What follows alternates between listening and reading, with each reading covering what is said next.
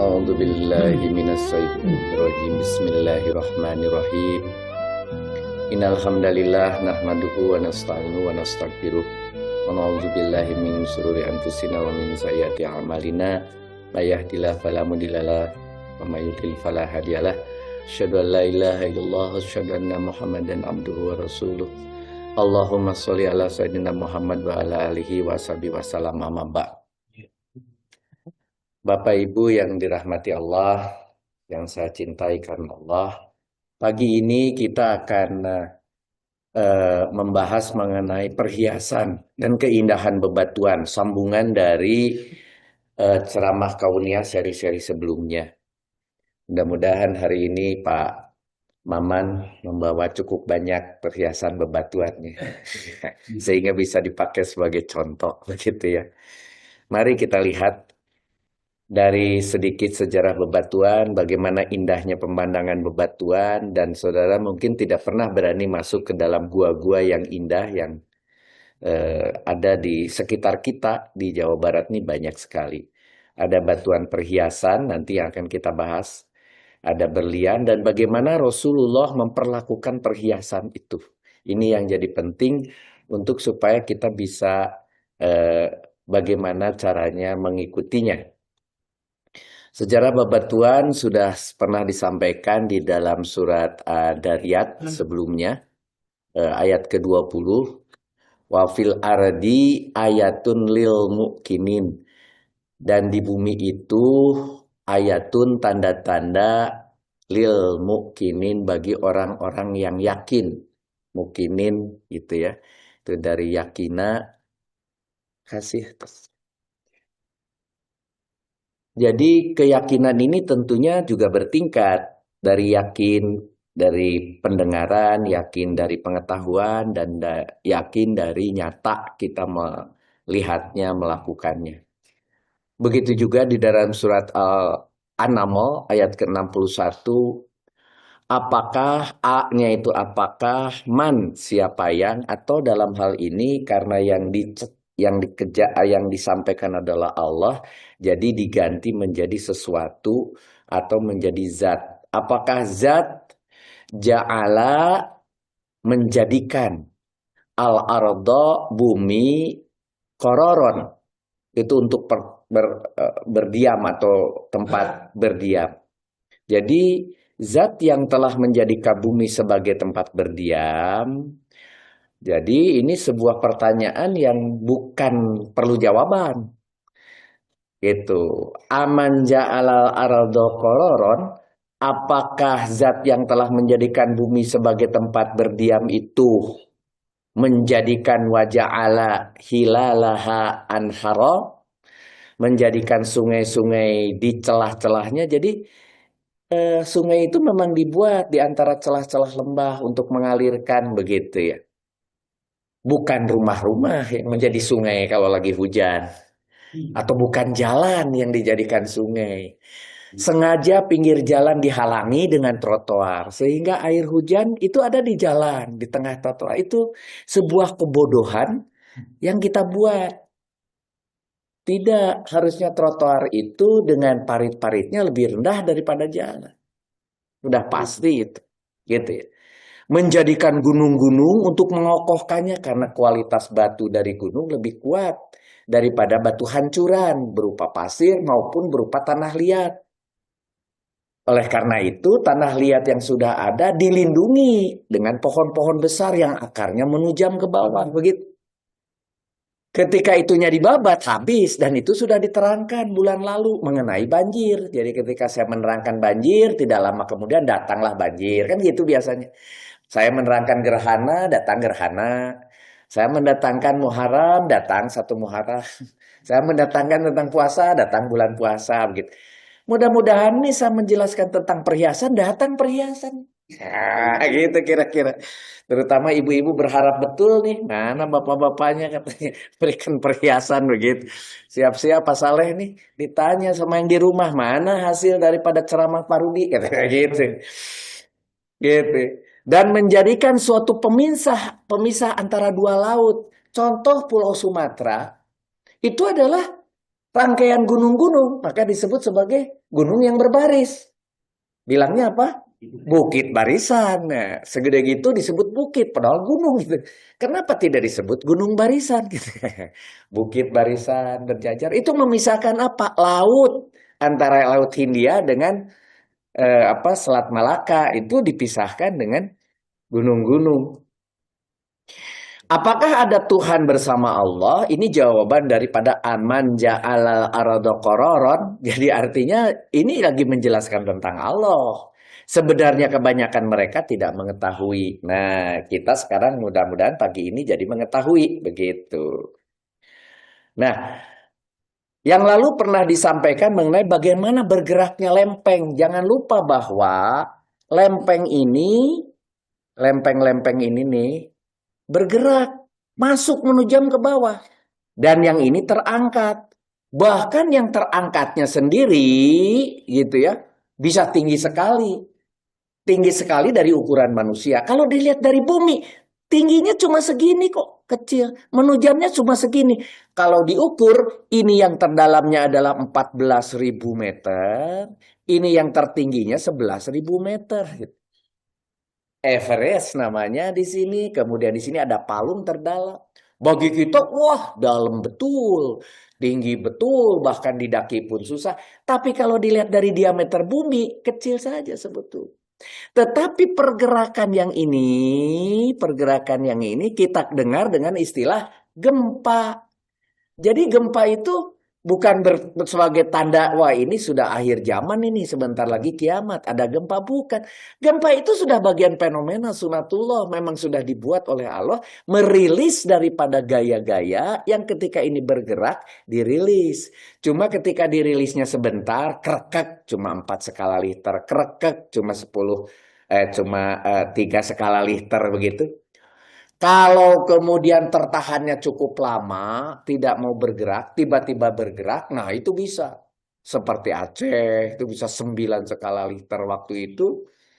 Nah, itu dia yang disebut sebagai gempa. Tapi efek daripada itu apa? Coba lihat oleh saudara-saudara sekalian, patahnya bumi, kita lihat di sini patahan semua ini. Tuh. Begitu juga di sini di kita, diracah kita ini, di Jepang, di Filipina, diracah begitu. Inilah tempat-tempat di mana pusat-pusat gempa itu berada, gitu. Oleh karena itu kalau di Indonesia ada gempa, memang sudah seharusnya ada gempa, gitu. Jangan kemudian dianggap, oh ini baru terjadi. Siapa bilang ini baru terjadi? Di Lembang ada sesar Lembang sudah pernah terjadi jutaan tahun yang lalu. Sehingga sisanya sesar Lembang. Kemudian orang berpikir, wah ini akan ada sesar Lembang, siap-siap bawa koper, disimpan di dekat tempat tidur gitu. Tidak gitu-gitu amat memang mentah antisipasinya. Kalau umur manusia 100 tahun, sedangkan sesar Lembang ukurannya jutaan tahun. Entah sejuta tahun lagi, entah 2 juta tahun lagi, walau alam gitu ya. Jadi mungkin kita tidak mengalaminya walau alam. Jadi artinya itu adalah sesuatu yang harus dihadapi dengan cukup cermat. Nah, kita fokus kepada Indonesia. Di selatan Pulau Sumatera dan Jawa itu cukup dalam lautnya, sedangkan di utara cukup dangkal. Maka saudara-saudara dapat menemukan yang namanya minyak dan gas itu di sini. Dari mulai Lok Semawe, Riau, Jambi, sampai Sumatera Selatan, utara Jawa, sampai Madura, sampai utara Bali, itu ada semua gitu. Terus begitu. Nanti di pesisir sini Kalimantan dan seterusnya yang jarang sekali gempanya di Kalimantan. Tetapi jangan coba-coba mencari di selatan ini ada minyak dan gas. Di sini adanya apa? Panas bumi. Begitu. Allah sudah menyiapkan cukup adil bagi mereka yang di selatan Pulau Jawa. Selain panas bumi disediakan bebatuan yang indah-indah, disediakan onyx, disediakan emas, disediakan benda-benda yang keras. Di utara semuanya lembek, tetapi di situ disediakan minyak dan gas. Begitu adilnya Allah itu. Adil itu tidak harus sama. Nah itu. Jadi itu sebagai contoh. Dan kenapa kemudian orang-orang Jawa gak berani ke selatan? Karena di selatan ada Nyi Roro Kidul, gitu bahasan. Padahal bukan begitu. Selatan itu memang laut yang ganas. Yang dalam lautnya cukup dalam berbeda dengan di utara, begitu. Nah, jadi fenomena masyarakat dengan real ilmu pengetahuan, sebetulnya kalau dihubungkan, oh ya logis lah orang tidak mau ke selatan begitu. Dan siklus batu tadi ketika keluar berupa cairan panas disebut magma 2000 derajat lebih, dia berupa cairan, kemudian dia mengeras menjadi batuan keras seperti batuan yang dipakai untuk jalan yang disebut andesit atau gabbro yang lebih hitam yang suka terlihat di sungai-sungai. Kemudian juga terhancurkan jadi pasir. Kemudian pasir itu tersedimentasi menjadi tumpukan batuan yang kecil-kecil. Dan kemudian batuan itu makin dalam, kadang-kadang berisi air, kadang-kadang air panas, kadang-kadang berupa uap. Nanti kalau dibor oleh manusia menjadi geotermal, kalau isinya minyak jadi lapangan minyak, kalau isinya gas jadi lapangan gas. Itu di sela-sela pori-pori batuan. Dan pori-pori batuan tadi disebut sedimentary rocks, kemudian mengeras dan kemudian terperangkap minyak dan gas. Kalau kemudian terpanaskan lagi jadi metamorfosa. Metamorfosanya berubah apa? Berubah jadi misalnya yang disebut sebagai batu marmer. Pernah kita lihat dulu zaman kita dulu batu marmer meja itu. Oh, itu adalah mahal. Tetapi batu marmer masih berpori karena asalnya sedimen. Karena dia berpori, kalau batu marmer warna putih kena air kopi hitam, ada bercak hitamnya. Berbeda kalau batunya sekarang diganti seperti di rumah makan Jepang atau di mana, atau bahkan dijadikan lantai, lantai di mana, di Masjidil Haram, di hotel-hotel atau di bank-bank, itu yang namanya granit. Kalau granit jauh lebih halus karena terbuat langsung dari batuan beku. Maka granit itu tidak berpori. Kalaupun ada air netes ke granit tidak akan dia menyerap dan dia tidak akan berubah warnanya. Itu bagusnya granit. Nah, granit itu kalau kemudian masuk lagi ke dalam tanah, berubah lagi jadi magma. Magma berubah lagi jadi batuan keras. Batuan beku berubah jadi sedimen. Sedimen jadi batuan sedimen. Terus begitu. Ini hidup-hidup. Disebut life cycle hidup. Tapi pertanyaannya, Pak, saya pernah lihat batu, tidak pernah berubah tuh. Tidak ada kehidupannya. Iya, tapi dia berubahnya jutaan tahun. Sementara hidup manusia cuma 100 tahun aja sudah hebat. Jadi tidak terasa seperti hidup. Dianggap aja ini adalah begini. Batu yang nempel sekarang di masjid ini juga begini, seterusnya tidak berubah. Seolah-olah karena relatif waktunya jauh berbeda. Ini gambar life cycle daripada batu. Nah, bagaimana life cycle-nya digambarkan? Life cycle-nya begini, ketika dia keluar berupa cairan, kemudian terhancurkan, gitu kan. Kemudian kalau masuk jadi batuan, kena panas lagi jadi marmer. Kalau kita dapatnya di sini, dapatnya marmer gitu. Kalau dapatnya di sini, batuan beku tadi, begitu. Kalau kita dapatnya di sini, batuan yang sedimen, begitu. Jadi di mana kita peroleh? Di situ tempatnya, begitu. Nah, oleh karena itu ketika di Indonesia ada hujan lebat, maka batuan-batuan yang besar berubah jadi kecil, jadi pasir, bahkan jadi tanah liat yang sangat halus yang disebut clay. Sehingga mudah makanan-makanan di dalam tanah disedot oleh akar. Itulah menjadi Indonesia subur. Di Jazirah Arab sana jarang hujan, yang ada cuma kena angin. Batu paling banter berubah jadi pasir. Pasir tidak bisa dimakan oleh akar. Sehingga tidak ada pepohonan, begitu konsekuensinya. Itu mah logis banget gitu, Allah telah menciptakan semua sunatullah itu. Asal kita tadi harus yakin, harus mau berpikir. Begitu siklus bebatuan ini contoh yang disebut cair. Pernah lihat ini? Tidak kan? Kalaupun ada nggak berani kita deket. Tangkuban Perahu aja kita kadang-kadang cuma jauh-jauh gitu. Lawang katanya gitu ya. Itu Tangkuban Perahu. Sekali-kali datengin Tangkuban Perahu, tadaburi, kok ada lubang menganga segede begitu, bagaimana meletusnya, berapa energinya untuk mengangkat. Itu menjadi tadabur kita. Berarti di bawah ada tenaga yang tersimpan yang setiap saat bisa meletus. Berapa tenaganya? Begitu. Yang begini bisa terbang ke langit. Ketika di langit kena dingin, jatuh jadi debu. Waktu di Bandung Galung meletus ada debu. Di Tasik tidak ada debu. Di Tasik adanya pasir. Sehingga di atas atap isinya pasir semua. Bahkan nih kalau terlihat yang asalnya tanah liat menjadi batuan beku, asalnya batuannya beku begini. Ada terlihat pola-polanya seperti ini. Kalau saudara lihat pola-pola seperti ini di tanah, di dinding-dinding yang sudah terkupas kalau di kita, Kalau di Jazirah Arab sana kelihatan terbuka, memang belum tertutup oleh tumbuhan, begitu. Nah, ini sebagai contoh seperti gulali begitu, padahal batuan keras. Gitu. Padahal ini aslinya memang seperti gulali, seperti liquid begitu. Begitu juga seperti ini, ada yang begini, ada yang begitu. Ini manusia sebagai contoh gitu ya. Itu adalah batuan beku. Ada yang begini. Ini dibuat kalau di Bandung di pinggir jalan, di trotoar ngalang-ngalangin itu. Kalau ini bukan, ini aslinya. Begitu. Kenapa? Itu dulunya ada batuan keras ketika tanahnya asalnya segini, terkikis oleh hujan, terkikis oleh air, ini tersisa, begitu maksudnya. Itu artinya benda yang keras dibanding yang lain. Maka yang lain terkikis, dia tidak. Saudara akan lihat ini nih, seolah-olah ada batu dijajar. Sekarang pun sedang didiskusikan misalnya tentang Gunung Padang. Apakah Gunung Padang benda ininya dibuat atau memang terbuat dari alamiah?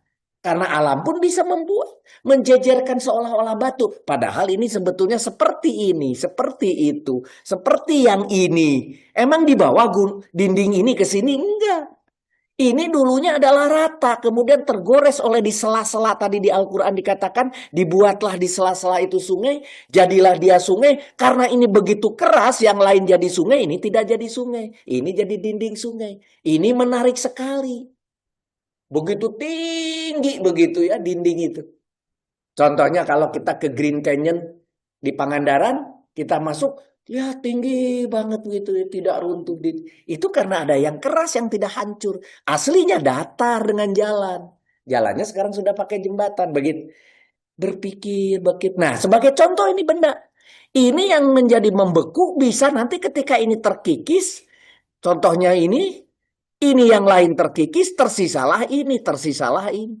Dan ini kalau zaman purba nanti dijadikan tempat untuk beribadah, disembah gitu. Ini benda yang keramat, ada tinggi, kuat dan beribadahlah di sini gitu.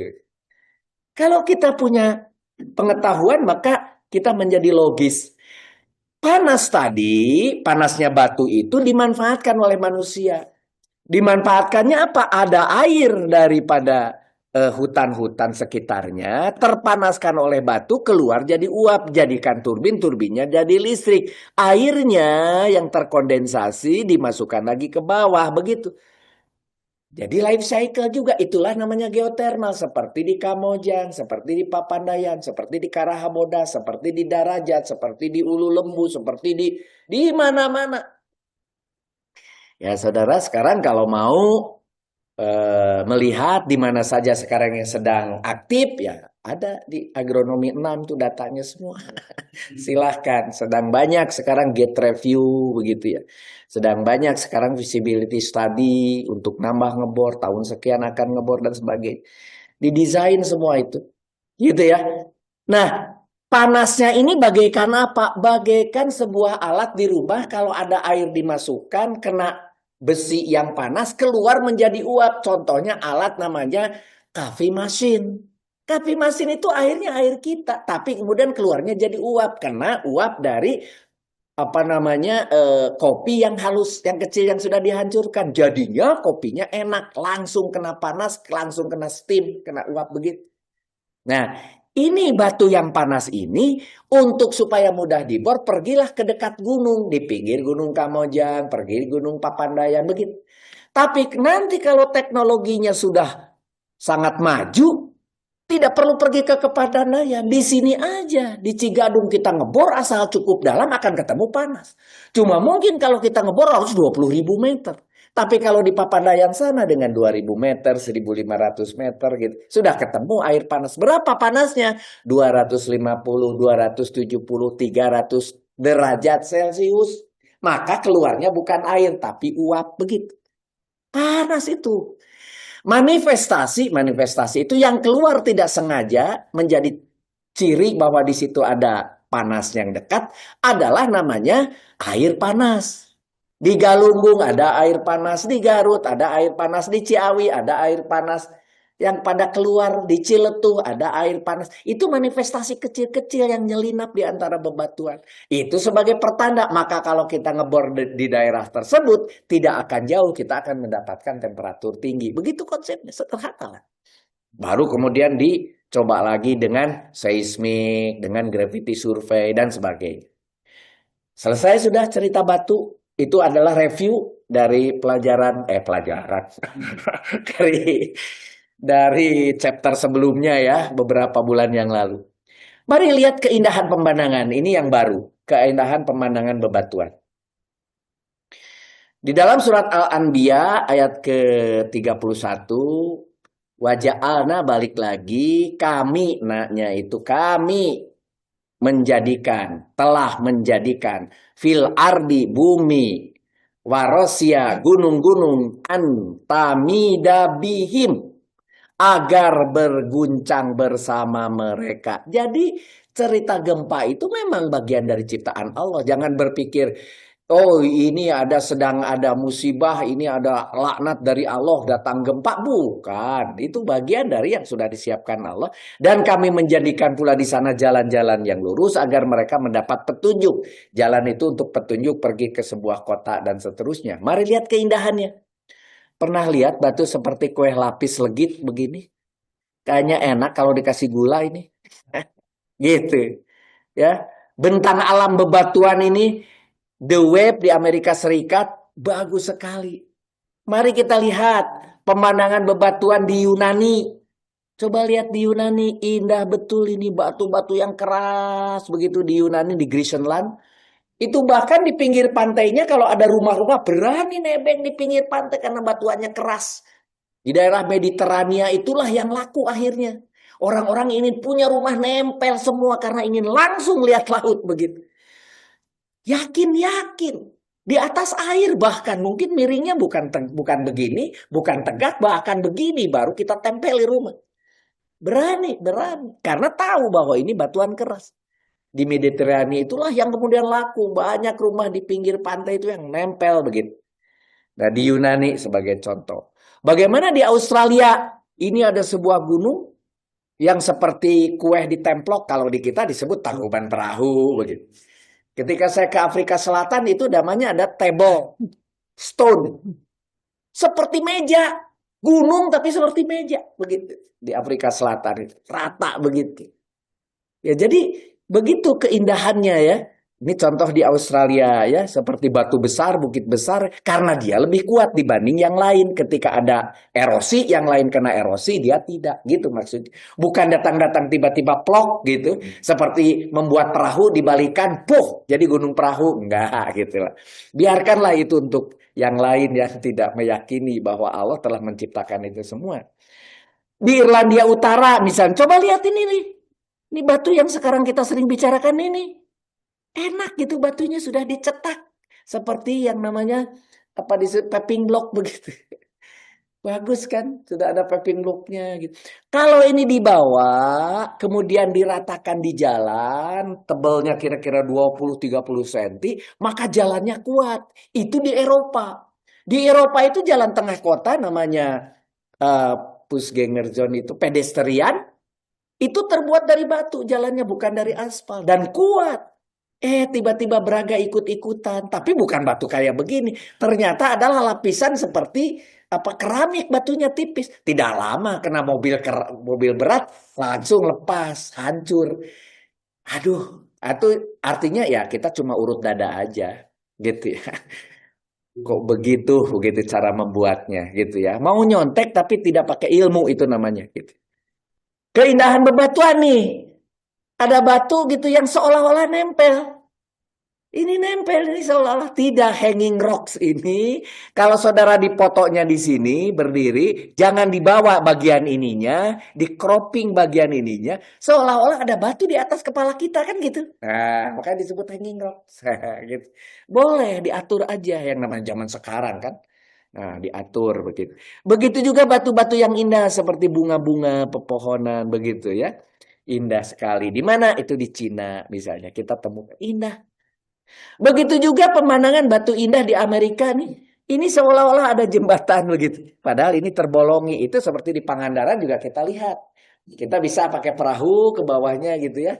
Nah itu. Nah contoh yang ini nih seperti kuda gede gitu. Tidak, ini ada lubang begitu kita bisa di bawahnya. Kalau kita pergi ke Raja Ampat di Papua indah betul. Yang beginian banyak. Bagi yang mengerti banyak yang bisa dilihat. Tapi yang tidak mengerti, apa ini nggak ada mallnya di sini gitu ya. Nggak ada supermarket, nggak mau makan-makan susu. Begitu cara memandang sesuatu jadi berbeda. Orang yang berilmu dengan orang yang tidak berilmu. Bagi yang berilmu lama di sini. Tapi kalau pergi ke mall males. Yang begini mah udah banyak gitu. Tapi kalau melihat begini bisa lama. Itu orang yang berilmu. Beda dengan kebalikan. Kalau ada yang di mall tuh berlama-lama begitu ya. Padahal tidak belanja gitu loh. Kalau belanja kemudian rebo pantes. Ini mah jadi jabat tidak rebo, jabat lama-lama ngapain coba. Tapi kalau melihat yang begini, ngapain yang begini? Ternyata kalau orang boleh datang ke Indonesia melihat beginiannya. Indonesia pergi ke luar negeri yang dilihat mallnya kan gitu kira-kira. Ya. Ini gambar ini ada di Kanada ya. Panjangnya ini 400 meter. Ya besar gitu ya, dengan lebar ke sebelah sana 100 meter begitu ya. Yang ini tingginya adalah 290 kaki atau 100 meter kira-kira gitu ya. Tingginya, berarti tinggi betul gitu. Nah, batu di Amerika contoh juga, ini contoh yang tinggi kayak begini ya. Contoh yang seperti ini atau seperti yang ini gitu. Itu yang ada di Afrika Selatan. Ya, seperti ini di Afrika Selatan banyak yang saya bilang tadi di kota besarnya. Di Johannesburg juga ada seperti begitu. Batu seolah-olah menjulang tinggi, tapi sebetulnya aslinya asalnya datar, kemudian terkikis yang lain, kemudian ada sungai, terkikis ke sungai, yang ini tidak terkikis begitu. Jadi prosesnya dibalik gitu ya, itu yang terjadi. Itu adalah indah yang kita lihat. Yang ketiga, keindahan gua-gua. Sekarang mari masuk ke dalam tanah, ke dalam gua. Di sini apakah mereka tidak memperhatikan kerajaan langit dan bumi? Balik lagi selalu diingatkan, kalian ini tidak memperhatikan gitu ya.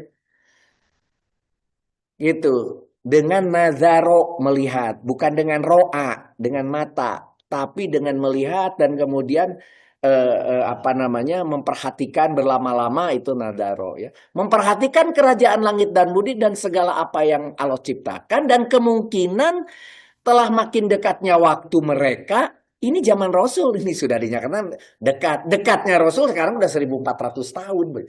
Jadi jangan kemudian diterjemahkan Rasul aja bilang dekat begitu.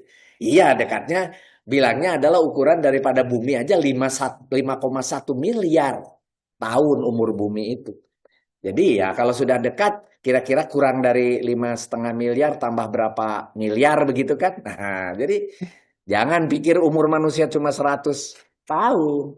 Jadi berita mana lagi yang setelah ini yang akan kau percayai? Kalau ini tidak percaya, terus kalian mau percaya apa lagi? Begitu bahasanya.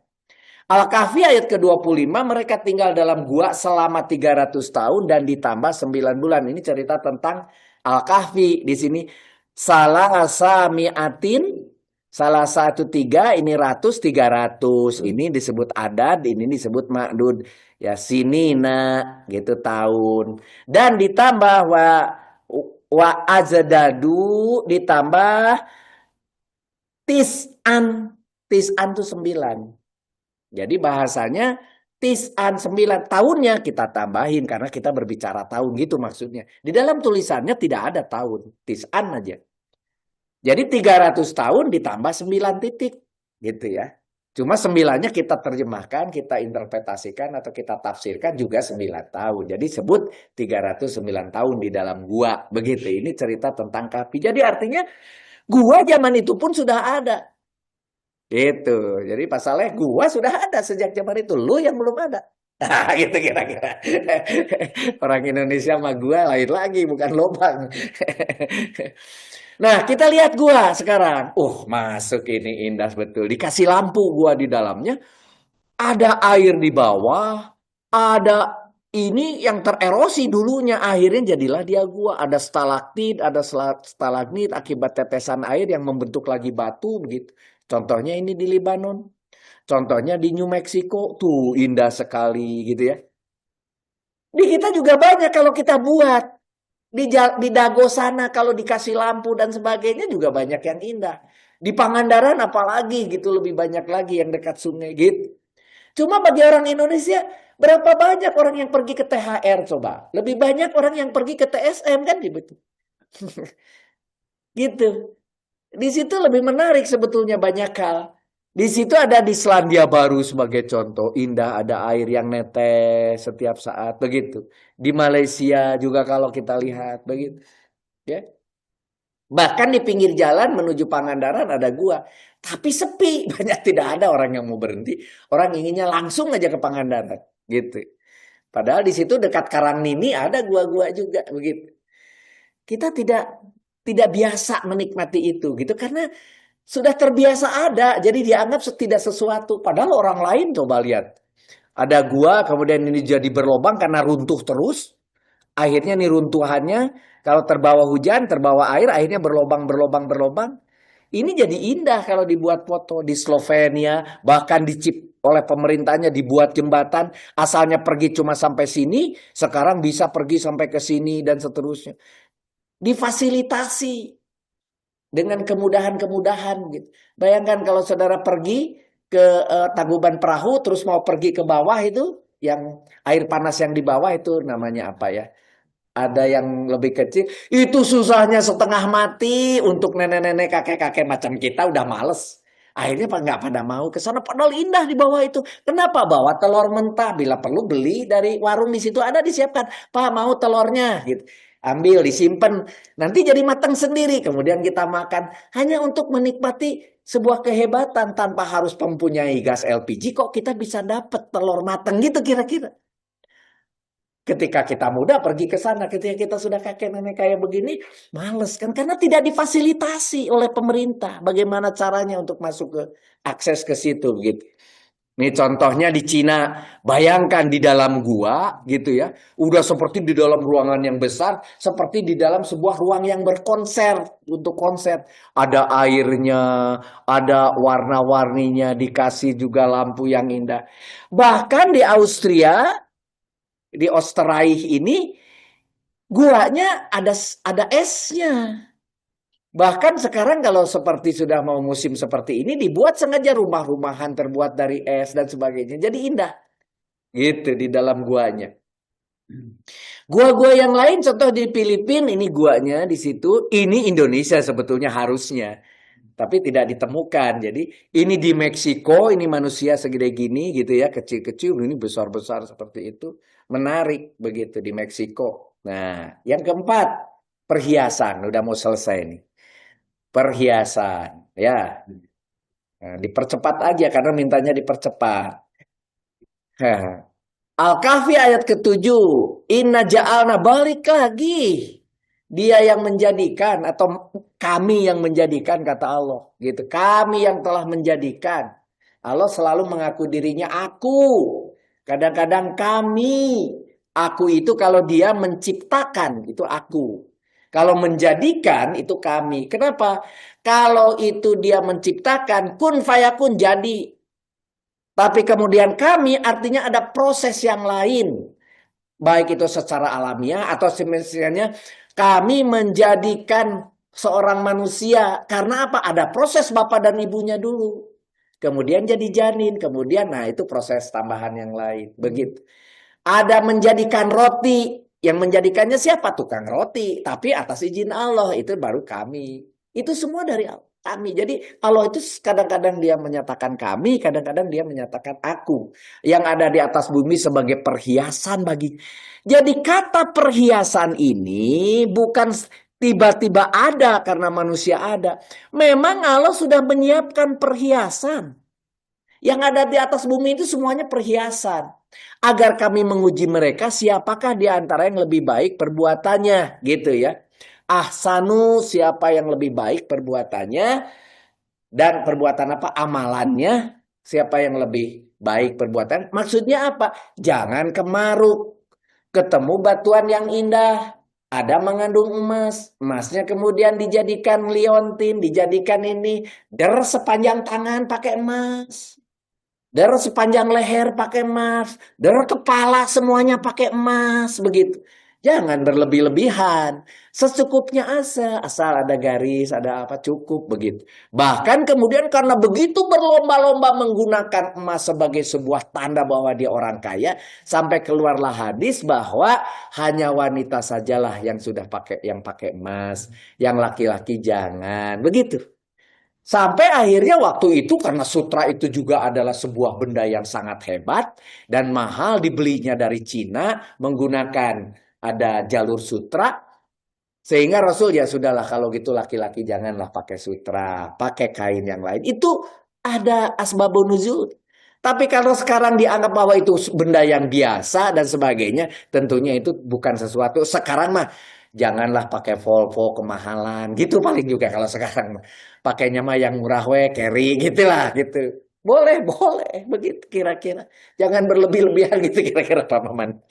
Mari kita lihat Al-A'raf ayat ke-26. Wahai anak cucu Adam, yaitu kita, sesungguhnya kami telah menurunkan kepadamu pakaian untuk menutupi auratmu. Nah, kami di sini karena yang membuat pakaiannya tukang tenun gitu. Tapi atas izin Allah dengan ilmu pengetahuan dengan otaknya yang dijadikan Allah untuk menciptakan alatnya begitu. Jangan pikir bahwa tenun itu pakaian itu wah ini mah ciptaan manusia atau baju bukan, hati-hati termasuk HP termasuk laptop itu ciptaan Allah semua itu. Tapi menitipkan ilmu cara membuatnya kepada otak-otak manusia begitu. Bulu sebagai bahan pakaian untuk menghias diri, pakaian takwa itulah yang paling baik. Jadi orang Indonesia akhirnya pakaian takwa seperti saya gitu. Baju takwa. Bukan itu maksudnya pakaian takwa ini adalah bahasa untuk menyatakan pak takwalah menjadi pakaian yang terbaik daripada perhiasan. Begitu maksudnya. Yang demikian itu merupakan sebagian daripada tanda-tanda agar kamu selalu ingat. Jadi hati-hati dalam mentafsir ayat Al-Quran tidak mengatakan, tuh kita mah harus pakai baju takwa, buktinya di Al-Quran ada. Bukan, maksudnya bukan itu. Begitu ya. Bukan. Kemudian ada imam tiba-tiba sholat pakai baju hem, pakai kaos. Itu di Al-Quran dan baju takwa. Gimana imam tidak memberi contoh? Ah, enggak juga gitu ya. Asal menutup aurat sudah cukup. Batuan perhiasan ini dialah yang menundukkan lautan untukmu agar kamu dapat memakan daging yang segar darinya. Emang berapa banyak tuh ikan di laut? Nggak akan habis. Yang manusia datangin itu kedalaman lautnya paling beberapa ratus meter. Belum yang ribuan meter tadi. Belum yang puluhan ribu meter. Baru ikan-ikan yang kecil. Karena jaringnya pun kecil. Belum ikan-ikan yang besar. Ikan yang besar sekarang menjadi tontonan. Gitu. Gitu ya. Ya. Dan dari kamu mengeluarkan perhiasan yang kamu pakai. Ternyata kamu ternyata laut itu pun mengeluarkan perhiasan. Ada perhiasan dari laut? Ada, mutiara namanya. Tuh. Kamu juga melihat perahu berlayar padanya agar kamu mencari sebagian karunia-Nya atau rizkinya dan agar kamu bersyukur. Jadi mereka yang di pantai dapat ikan, mereka yang di gunung dapat panas bumi, dapat bebatuan, dapat pepohonan yang rindang, dapat buah-buahan. Adil orang itu, adil.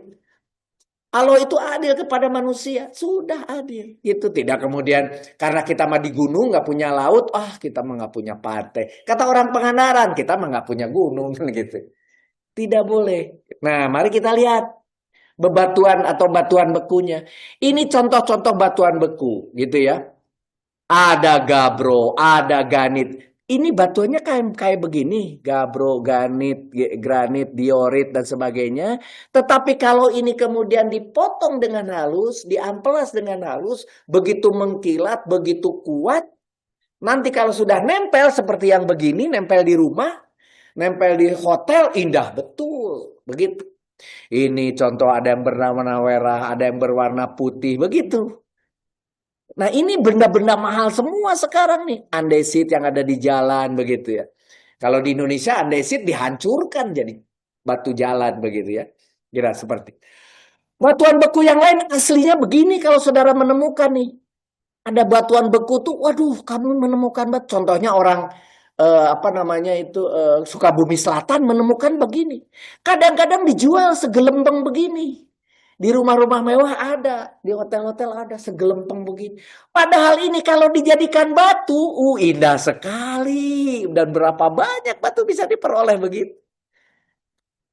Ada tukang potong batunya, ada. Tuh di depan tukang tambal ban tuh sebelah. Di sini apa namanya? Ada tukangnya. Tahu-tahu aja kata Pak Maman itu langganan saya. Begitu. Nah, itu bisa dari segini dijadikan batu. Yang ambil bagian pinggir dapat yang putih, bagian tengah nanti dapat yang warna itu gitu ya. Begitu caranya. Bahkan kalau saudara potongnya begini dapatnya ini. Kalau potongnya begitu dapatnya itu. Kalau potongnya begini, kalau potongnya begini jadi kayak ada gambar kepala apa gitu ya. Dibuat segitiga, dibuat begini indah betul gitu. Nah, ini contohnya batu ali kayak begini. Ada juga yang sukanya warnanya satu biji, tidak berwarna-warni. Ada juga yang sukanya berwarna, bahkan ada yang bintik-bintik. Ada juga batu hijau yang di sini ada emasnya, dulu punya tapi saya udah hilang begitu. Yang begini juga punya, sudah hilang. Yang ruby juga ada gitu ya. Kemudian blue sapphire dan sebagainya. Kalau dipasangkan, indah sekali seperti bunga begini, warna-warni masing-masing di sini ada begitu ya, batu-batu kecil. Kemudian dipasangkan, kemudian ditempel dengan emas, dijadikan apa? Mahkota. Nanti kalau saudara lihat di museum, tapi bukan museum Indonesia. Kalau museum Indonesia paling bebatuan di geologi sana di Ponorogo. Tapi kalau di luar negeri sana, di museumnya itu ada kron Raja Anu, kron Raja ini. Wah, bagus semua itu. Nah, batu perhiasan, turmalin, topas, dan spinel itu bentuknya bisa begini. Ini putih, ini batu semua. Kemudian nanti contoh yang begini aslinya. Nanti kalau ini dibuat jadi batu mahal sekali, ya, jadi batu begitu. Ini contoh misalnya orang menemukan batu segede gini. Kalau kita lihat sekarang, apa ini batu? Mang Koko simpen ke belakang sana gitu ya, paling juga gitu. Padahal ini kalau dibelah, ini bisa begini dalamannya. Bagus. Ini luarnya begini, tapi dalamannya bisa begitu. Ini menemukan batu segede gini, bahkan begini, dia tersenyum karena dia punya harta banyak ini. Gitu. Ini juga sama batu segede. Nanti dijadikan contoh ini jadi batu ali begini. Jadi berapa batu ali nih? Oleh orang Sukabumi itu dibuat banyak, dikarungin, dijual sana ke Mekah. Nanti dijual ketika saudara umroh, ini wah, home syariah 5 real. Orang Indonesia datang, aduh ini batu dari Mekah, beli, ngeborong nanti untuk oleh-oleh di masjid sana. Dari Sukabumi, Bapak dan Ibu sekalian, begitu. Contoh banyak sekali, gitu. Indonesia lebih banyak sebetulnya begitu. Nah, ini contoh bagus sekali kan. Kalau ini kemudian dikasih di ruang tamu, dikasih lampu segede gini, wow hebat betul. Jadinya nanti seperti ini ya. Begitu. Ini contoh bahan asalnya. Sama tukang batu nanti yang begini-begini itu dibuat jadi bentuk mau pakai yang mana Pak? Batu yang mana Pak? Nanti kita buatkan. Begitu. Jadinya bisa begini. Ini ibu-ibu kasih liontin, kasih pinggirnya emas, digantungin. Jadi liontin kan begitu. Jadi bagus. Jadi ini juga ada yang punya liontin kayak begini kan. Nah, batunya asalnya kayak ini coba kalau ini dibuat. Indah betul ini. Warna-warninya. Ada juga yang gelempengan sebegini. Kemudian dibelah, dalamnya kayak begitu. Tidak dijadikan. Disimpan di rumah. Wah ini batu bagus ya. Gitu. Dikasih lampu disorot ke sini. Begitu. Bercak-bercak dan indah semua ini ciptaan Allah. Ini yang sudah jadi. Nah, kita cek. Ini ada di Pak Maman, ada ini. Ada yang ini. Pernah lihat saya, gitu ya. Kemudian ini tuh indah semua tuh. Dimasukkan ke air, airnya jadi berwarna. Wah, ini Pak, bagus Pak. Ini batu punya khasiat. Dimasukkan ke dalamnya, airnya jadi berwarna. Apa? Ini ada difraksi sinar. Sinar yang masuk dipancarkan oleh batu itu sehingga jadi merah gitu ya misalnya. Wah itu mahal itu kalau di Indonesia. Ini bisa membuat air jadi merah. Nah apalagi gitu. Ini di dalam gelas bercahaya begitu ya. Contoh ini lihat buktinya katanya batu. Pakai batu itu disimpan di luar saja. Ini bisa air semua ini jadi lah kayak gitu kira-kira. Ya tergantung bagaimana cara menjualnya gitu ya. bisa jadi begini atau bisa jadi begini. Yang begini ini yang mahal karena potongannya lebih banyak. Potongannya lebih banyak dan ini lebih mahal gitu ya. Kemudian dibanding yang cuma rata segini. Dibanding ini lebih mahal. Motongnya memang lebih susah begitu. Yang suka biru, kalau tadi merah, yang suka biru, ketika baju biru, Pak Maman suka punya yang ini nih. Nah, baju biru bahkan kemudian ditambah bagian pinggirnya, indah betul gitu ya. Aduh, biru. Ini untuk apa namanya? Ini untuk anting ya. Antingnya ini sampai kemudian hadiahnya bagi apa namanya orang yang dicintainya dikasih yang biru. Kemudian kapalnya tenggelam seperti Titanic, ininya ketemu si biru ini ada dalam filmnya itu. Ketemu ternyata itu tanda bahwa benar itu ada itu yang biru. Aslinya segede gini bisa bayangkan jadi berapa banyak. Sampai ada urat ininya. Nanti kalau lagi menjual dibilang ini Pak uratnya itu. Wah penjelasannya panjang lebar seolah-olah dia ngerti cara membuat batunya. Oh uratnya begini dan seterusnya. Pokoknya begitu. Bahkan nanti dikatakan, kata Pak Saleh, ini Pak, ini tidak pernah saya buat. Ini datang setelah saya sholat tahajud. Jailah, ini batu, ini batu. Datang setelah sholat tahajud. Ini Pak, mahal ini, gitu kira-kira. Nah, ini yang indah. Coba kurang apa ini? Kena sinar itu jadi pakai begini, maka dijadikan ini ketika kena sinar berkilat plak gitu. Wah, apalagi pakai yang begini yang ada uratnya ke segala arah begitu. Banyak variasinya. Atau yang seperti mata kucing begini. Bagus juga begitu ya. Nah, ini contoh yang tadi yang saya bilang kalau dijadikan jadi begini itu yang tadi. Tuh. Ini juga bagus. Semua juga bagus alasannya begini. Tapi kalau berlebih-lebihan seperti Pak Saleh kalau make itu satu di sini ada, di sini ada, di sini ada, di sini ada. Ya jadi aneh begitu. Jadi aneh. Nanti siap saja Pak Saleh lagi duduk datang orang. Pak, saya mau bertanya, besok saya akan terjadi apa pada diri saya. Nah, karena ininya berjajar begitu kira-kira. Jadi jangan berlebih-lebihan gitu aja kira-kira ya. Nah, ini juga warna. Dari tadi ini udah berapa warna coba bayangkan. Yang ini pun tidak ada kelebihannya warna satu sama lain. Yang semuanya indah gitu aja lah bahasanya.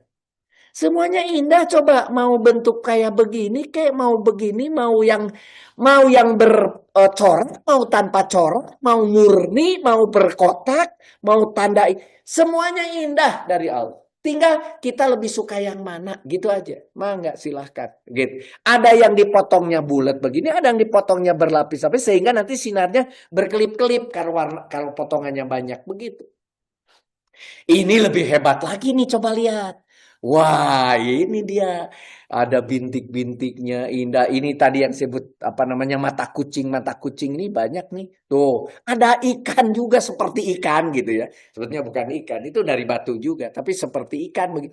Ada yang bergaris seperti baju tenun begitu ya. Gitu. Boleh. Saudara pilih sampai di sini udah berapa warna, berapa jenis ya. Nah, ini lebih hebat lagi. Yang sekarang hari ini bajunya baju pantai, berwarna-warni pakai yang ini batunya kan begitu. Bagus ini. Tuh, kurang apa coba. Kalau ini dikasih lampu, bagian yang putihnya tembus cahaya. Wah, ini jualannya lebih mahal tuh, Pak. Wah, silakan, Pak. Nah, gitu, bagus. Lihat, begitu banyak tergeletak. Tapi kalau saudara pergi ke pantai menemukan batu begini, udahlah, gitu-gitu. Padahal kalau dijadikan batu, bagus itu. Nah, batuan perhiasan yang sudah jadi sebagai contoh ini, indahnya walaupun cuma hitam, tapi kemudian diikat dengan yang putih, menjadi bagus. Begitu. Dicocokkan warnanya hitam, tapi dikasih pinggirnya yang putih. Menjadi menyala dan seterusnya. Ini namanya lazuli, ya, batu lapis lazuli. Ini disebut nih kalau tadi bahasa ilmiahnya ada gabro dan sebagainya. Kalau sekarang bahasa harian yang sering kita dengar, ini namanya urat emas. Ya, dulu saya punya nih yang begini, urat emas. Ini namanya spiritus karena warnanya hijau. Kan dulu yang warna seperti spiritus dulu nggak ada warna yang lain karena kita dulu masih pakai Petromax jadi perlu spiritus ya sekarang mah udah nggak pernah blue sapphire begini ya blue sapphire seperti itu Ini dicari nih blue sapphire begitu ya. Blue sapphire, waduh. Kemudian kecubung, ungu, bagus. Giok Kalimantan, karena giok banyaknya di Cina, ya. Giok, topas hijau, ada topas, ada neon, seperti itu, bagus semua. Ini bahasa kita ya.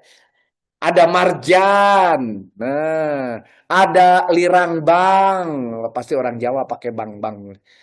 Ada Red Borneo di Kalimantan. Kemudian Rod Baron. Nah, namanya bebas. Besok kalau dibuat seperti ini apa? Ini adalah cilok gitu. Karena warnanya agak coklat ya, boleh, silahkan aja.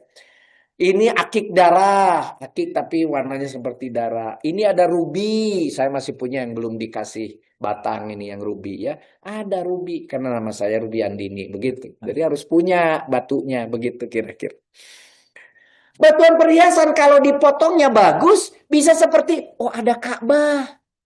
Oh ini batu hebat betul. Ada Ka'bah. Ini harganya bisa jadi mahal. Terus ya subhanallah ini ada Ka'bah di dalam batu begitu.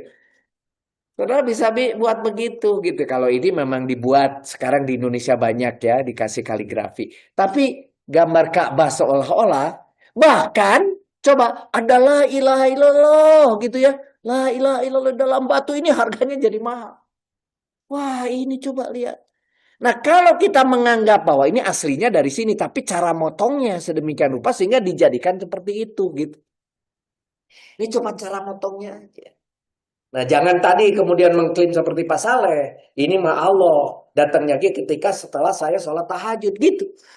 Bahaya itu. Dijual jadi mahal gitu. Bahaya. Tidak, tapi biasa aja gitu loh melihat batu ini. Jangan kemudian dijadikan syirik begitu ya. Bahkan di sini di dalam Fatihah perhatian, hai anak Adam, pakailah pakaianmu yang indah di setiap memasuki masjid. Pakai kalau punya batu ali. Pakai kalau punya baju bagus, pakai. Ada petunjuknya gitu ya, Pak Maman. Jadi betul, Papa pakai. Makan dan minumlah dan janganlah berlebih-lebihan. Ujungnya cuma satu kok, jangan berlebih-lebihan. Mau makan, mau minum, mau memakai pakaian, boleh. Asal jangan Sesungguhnya Allah tidak menyukai orang-orang yang berlebihan. Itu aja. Jadi contohnya tadi, yang berjajar banyak itu. Nah itu yang nggak boleh. Gitu aja. Katakanlah siapakah yang mengharapkan perhiasan? No, sampai Allah mengancam ini bahasa. Karena kemudian akan ada orang mengatakan jangan pakai perhiasan haram. Jangan ini, jangan itu. Banyak sekali jangannya gitu ya. Siapakah yang mengharamkan perhiasan dari Allah yang telah dikeluarkannya untuk hamba-hambanya? Tidak ada. Gitu loh. Allah mengancam. Jangan mengatakan haram. Dan siapa pulakah yang mengharamkan rezeki yang baik? Tidak ada yang melarang kita kaya. Tidak ada yang melarang sehingga kita bisa memberi kepada orang yang berkekurangan. Tak itu ujungnya itu yang paling penting. Jangan membuat dia kaya tapi dia sendiri tidak pernah ingat kepada orang yang berkekurangan. Itu yang salahnya. Gitu. Katakanlah semuanya itu disediakan bagi orang yang beriman dalam kehidupan dunia. Khusus di hari kiamat, khusus untuk mereka saja di hari kiamat gitu ya, nanti akan dihisab. Demikianlah kami jelaskan ayat-ayat itu bagi orang-orang yang mengetahui. Jadi silahkan nikmati apa yang telah Allah ciptakan, tetapi jangan berlebih-lebihan. Itu aja poinnya. Kita diberi sehat untuk menolong yang sakit. Sehatnya dapat. Tetapi ketika ada orang sakit kita tidak menolong. Di situ salahnya. Kita diberi kaya, tidak salah, tapi tidak menolong orang yang berkekurangan. Di situ salahnya. Kita diberi kuat, tapi tidak menolong orang yang lemah. Di situ salahnya. Kuatnya tidak dilarang. Wah, ada yang berspir, ada yang boleh, tapi dipakai untuk membantu tadi. Kita diberi pintar, bukan tidak boleh. Tetapi tidak menolong orang yang bodoh, memberi penerangan, gitu. Nah, itu salahnya adalah bagian setelah komanya, gitu. Nah, bagaimana batu perhiasan hukumnya? Haram hukumnya meyakini cincin mempunyai kekuatan supranatural. Jadi yang haram itu adalah meyakini memiliki kekuatan supranatural, itu yang diharapkan. Batunya tidak haram, indahnya tidak haram. Hadis Ahmad Rasulullah SAW pernah melihat seorang laki-laki memakai gelang dari tembaga. Rasulullah menanyakan apa yang dipakainya. Ini adalah al-wahinah, dia katakan. Penyembuh, penangkal penyakit, jawabnya. Kemudian Rasulullah SAW pun bersabda, tinggalkanlah segera. Sesungguhnya dia tidak menambahkan kepadamu, melainkan kelemahan. Nah, jadi di sini jangan kemudian menganggap memiliki khasiat supranatural. Pakai batu ini agar nanti tekanan darahnya konstan. Pakai gelang ini, kalung ini agar gula darahnya turun dan seterusnya. Yang begitu-gitu hati-hati, itu dekat-dekat walhu alam ya. Dekat-dekat ke supranatural gitu. Dia menambahkan kepadamu melainkan melemahkan. Kalau tadi saudara itu mengklaim Allah saja menciptakan tulisan di dalam batu, jangan. Kenapa? Ketika ditemukan begini oleh orang Kristiani, terus apa mau kita bilang? Kalau ditemukan begini, kalau ditemukan nanti ada gambar seperti ini, seperti yang mereka klaim, seperti itu. Terus apa memang Allah tidak menciptakan? Allah juga yang menciptakan. Jadi jangan kemudian kita mengklaim karena ini Allah berarti Allah itu hanya menciptakan sesuatu yang dekat-dekat dengan Islam. Gitu. Seperti tulisan Allah, tulis gambar Ka'bah. Ternyata gambar keris pun ada. Ternyata gambar yang lain pun ada. Begitu. Ya. Jangan. Karena orang lain pun ternyata bisa mengklaim hal yang sama. Nah, itu yang kemudian menjadi seolah-olah rebutan. Jadi Allah punya siapa? Buktinya saya juga ada, kan begitu kira-kira. Nah, di Indonesia pernah ada orang kembali ke zaman batu. Yaitu kira-kira 15 tahun yang lalu, 20 tahun yang lalu. Di mana-mana. Di pasar-pasar. Di sini di pasar-pasar banyak orang kemudian menjadi tukang apa? Batu atu. Ada zaman itu 15, orang Indonesia kembali ke zaman batu maksudnya gitu. Orang semua jual sampai ada batu karena waktu itu Presiden SBY mendapatkan batu apa gitu ya. Nanti disebut ini batu birunya SBY karena birunya itu adalah partainya begitu. Karena partainya terus dikasih warna biru sama orang, kemudian dipoto, dipiralkan, kemudian ada orang jualan warna yang sama, jadi mahal harganya gitu. Apalagi anggota partainya dijualkan nih Pak, seperti Bapak Presiden nih, seperti Bapak, mahal udah. Gitu. Ada pernah Indonesia mengalami kembali ke zaman batu seperti itu. Hadis Ahmad, Al-Hakim dan Abu Ya'la dengan isnadnya jayid walaupun tidak sampai sahih. Suatu ketika datang rombongan yang terdiri dari 10 orang menghadap Nabi Muhammad SAW untuk berbaiat, menyatakan masuk Islam. Lalu Rasulullah SAW membaiat yang 9 orang dan menahan yang seorang lainnya. 9 dibaiat karena minta dibaiat. Itu minta mengucapkan syahadat lah gitu ya. Para sahabat bertanya, mengapa engkau menahan yang seorang lagi ya Rasulullah? Beliau menjawab, sesungguhnya di pundaknya terdapat jimat. Oh, ada tuh dulu yang sering zaman itu, zaman kira-kira kalau ini mundur lagi 40 tahun yang lalu, musim susuk. Di mana-mana sasak susuk begitu. Penyanyi dikasih susuk di lidahnya gitu. Gitu, misalnya artis dikasih susuk wajahnya gitu dan sebagainya. Akhirnya laki-laki itu membuang jimat yang ada di tubuhnya. Setelah itu baru Rasulullah SAW membaiat seraya bersabda, barang siapa yang menggantungkan jimat, sesungguhnya dia telah melakukan perbuatan syirik. Begitu ya, tidak boleh ya. Itu yang namanya susuk itu adalah syirik. Hati-hati ya. Maka berlian, mengapa berlian ini menjadi penting? Saudara lihat bahwa berlian atau intan dan diamond itu kalau ada kekuatan batu itu memiliki nilai paling tinggi dibanding dengan quartz. Quartz itu bahan untuk kaca. Kaca itu 7. Ada topas, ada korundum, kemudian ini ada diamond. Jadi kalau saudara punya diamond, punya batu yang paling keras. Kerasnya dari mana? Bukan karena ini keras, diambil palu, dipukul, terus tidak pecah. Enggak, dia tetap pecah. Yang keras itu kalau digores. Maka kalau bertanding batu, ngadu batu, judulnya kalau di Tasik, ayo ngadu batu. Batu tuh digoreskan satu sama lain. Krak. Nah, yang tidak tergores, itu yang menang. Kalau diamond pasti menangnya dibandingkan dengan batu-batu yang lain. Krek. Bahkan diamond itu dipakai untuk memotong kaca. Diamondnya itu dipakai untuk memotong kaca. Karena kaca pasti kalah. Itu di tukang kaca ada. Cet gitu. Itu diamond dipakai. Karena ini paling keras gitu ya. Hardness-nya. Nah, gelas sendiri bahkan ini bisa turun dari quartz yang murni menjadi cuma 5,5 begitu ya. Kekuatan-kekuatan itu dalam material diberikan contoh gitu. Ini apa namanya kuku itu cuma 2,2, maka ini mah gampang. Pakai gigi aja kadang-kadang suka kalah gitu ya. Itu tapi kalau diamond silakan pakai gigi, boleh coba gitu ya. Diamond pakai gigi gitu ya. Nah, berlian ini khusus mengenai berlian. Warnanya ternyata beda-beda juga. Ada yang kemudian benar-benar putih, nanti saya tunjukkan yang tidak putih. Di sini ada teman-temannya. Ada ruby, ini ya, saudara boleh lihat nanti di rumah saya ada ruby ya. Ada safir, kemudian ada berlian yang warna putih ini.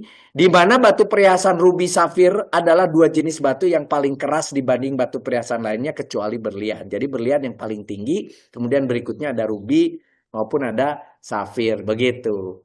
Dan ini contohnya berlian yang paling disukai ibu-ibu.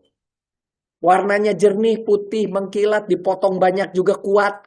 Kalau batu lain belum tentu sebagus ini kalaupun dipotongnya berlapis. Nah, ini kekuatannya begitu tinggi sehingga dengan potongan yang paling banyak pun bagus. Maka nanti ketika kena sinar kilatannya lebih banyak gitu kira-kira. Dan walhu alam ternyata penguasanya adalah teman-teman kita dari Yahudi sana gitu ya. Di Afrika Utara dan sebagainya mereka memiliki sumber-sumber dan memiliki pabrik-pabrik berlian untuk dijual ke seluruh dunia begitu. Mereka ahlinya pula yang memotongkan, menyisirkan begitu. Ya. Emang sudah dari sononya kelihatannya ya. Itu. Ini contohnya. Kok enak ya Pak Rudi digeletakin kayak gitu aja krak gitu ya. Satu biji aja udah berapa. Ini digeletakin ada yang karatnya gede. Karat itu ukuran ya. Karatnya gede, ada karatnya kecil dan sebagainya, ada yang kecil dan seterusnya. Aduh, indah sekali ya. Ini kalau ibu-ibu dikasih begini ya, apa nggak kelepek-kelepek nih ya, kasih berlian gitu ya. Nah, ini contohnya berlian nih. Nah ini yang saya ceritakan, yang ini yang ada di film Titanic nih. Yang ini nih, yang mana nih? Ya, yang ini nih, yang ada di film Titanic. Bentuknya kayak hati, warnanya biru. Wah, begitu ya. Ini berlian juga. Ini bagus disimpan begitu ya. Wah, baguslah pokoknya. Udah. Nah, tetapi hati-hati, berlian itu ada juga yang berwarna hitam. Tenang Pak Saleh, ada yang berwarna hitam Pak Saleh. Tuh, ada. Kalau mau pakai berlian hitam nih, ada. Ada yang berwarna coklat, ada. Tetapi ini tidak pernah dipakai perhiasan oleh ibu-ibu. Oleh siapa? Oleh saya. Dipakai ngebor. Ini ditempel di pahat-pahat kita paling depan, kemudian dipakai untuk menghancurkan batu yang dalam yang keras. Jadi ngebor pakai berlian. Sisa daripada pahat berlian itu kalau mau dibawa gitu ya, dulu saya pernah punya, tapi entah sekarang ada di mana.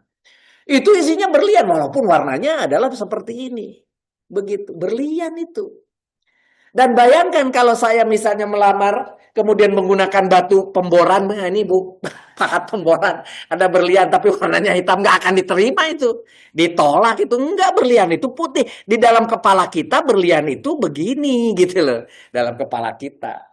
Padahal sebetulnya berlian itu juga ada yang begini gitu. Kekuatannya yang dipakai untuk pahat pemboran-pemboran yang dalam itu pakai berlian.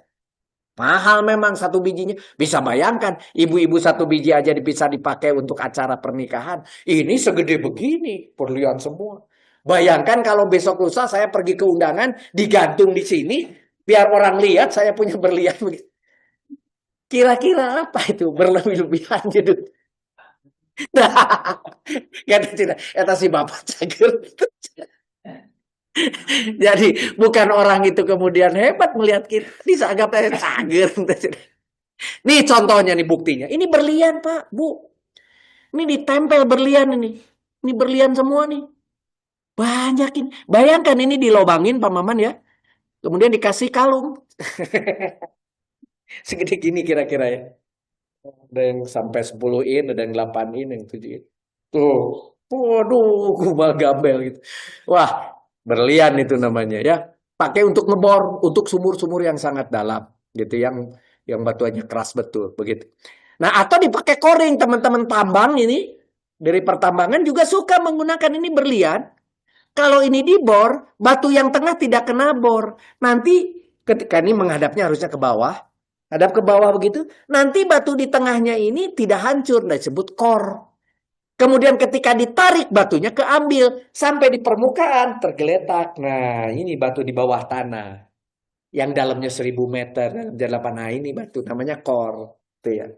Kalau mau lihat core ada di tempat saya di sini. Contoh lapangan mana ada core-nya untuk melihat isi batu yang sebenarnya di bawah tanah.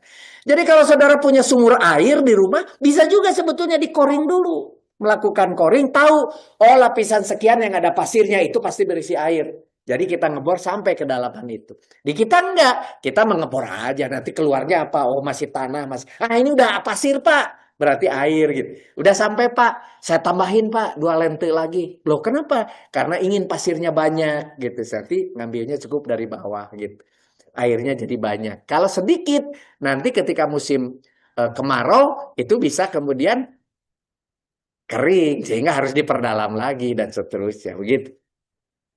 Berlian di mana distribusinya? Di Afrika banyak, di Amerika ada, di Kanada, kemudian sorry di Afrika di sini, di Amerika Latin, ya. Indonesia nggak kebagian itu berliannya, gitu. Terlalu sedikit lah sehingga tidak ada di dalam peta dunia, begitu, ya. Di situ karena gerakan kita, tanah kita terlalu agresif begitu tadi banyak potongan dan sebagainya jadi terudak-aduk entah kemana. Kalau tempat lain itu yang sudah stabil itu mungkin ada ya. Perhiasan Rasulullah saya ambil perhiasan Rasulullah itu di dalam hadis Muslim dan Tirmidzi. Cincin Rasulullah terbuat dari perak dan batunya merupakan batu Habasi. Nah, begitu. Jadi tidak pakai emas Rasulullah itu, pakai perak. Batu Habasi itu baru penjelasannya. Kita yang menjelaskan. Sejenis batu berwarna hitam kemerah-merahan pekat atau merah darah yang berasal dari Afrika. Karena waktu itu Afrika dan Jazirah Arab itu sangat dekat hubungannya.